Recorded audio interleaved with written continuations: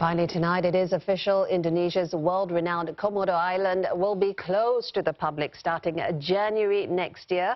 It is all in the name of rehabilitation and protecting native wildlife, the Komodo dragons. Well, this one-year closure is aimed at restocking the dragon's food supply in efforts to prevent its extinction. There are only about 6,000 of these creatures left in the wild. And to make things worse, there are only 350 breeding females left. Now, these reptiles can only be found in the Komodo National Park, which is where they got their name from. The park also includes other islands like Rinca and Flores, where the Komodo dragon can also be found. Reaching up to 3 meters in length and weighing over 70 kilograms, they are the world's largest reptile. A fierce predator, these carnivorous reptiles can eat 80% of their weight in one feeding, and this is because of their unusual flexible jaws. And they're also known to take down large animals, including wild boars and water buffalo. And humans. Now, people flock from all corners of the world to have a glimpse of this giant in its natural habitat. The number of visitors to Komodo National Park have doubled since 2014, as it is the only Komodo island which is closed to the visitors.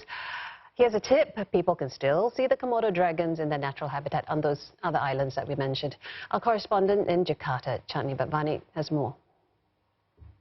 Well, officials are looking to improve conservation efforts for the Komodo dragons and environmentally rehabilitate the island. Now, the East Nusa Tenggara governor has said that once the park is revitalized, food chains will also move smoothly with animals like buffaloes and deer available in abundance, and authorities can also then focus on Komodo breeding so that their population can increase and they can be available in the wild once again, which the governor says is hard to come by now.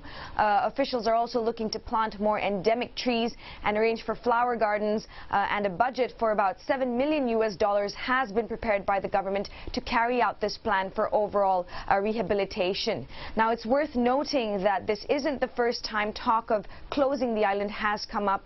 It came up earlier this year as well, and plans have gone back and forth, ultimately resulting in this decision. And local media Tempo previously has stated that this closure is triggered by an attempt to smuggle 41 Komodo dragons allegedly to be sold overseas for about $35,000 each. That there have been peaceful protests from residents in West Manggarai Regency. Now, these are residents who are objecting to a plan to remove people from the island, especially the residents that are living there. This means that people who have been living on the island won't be able to stay there anymore.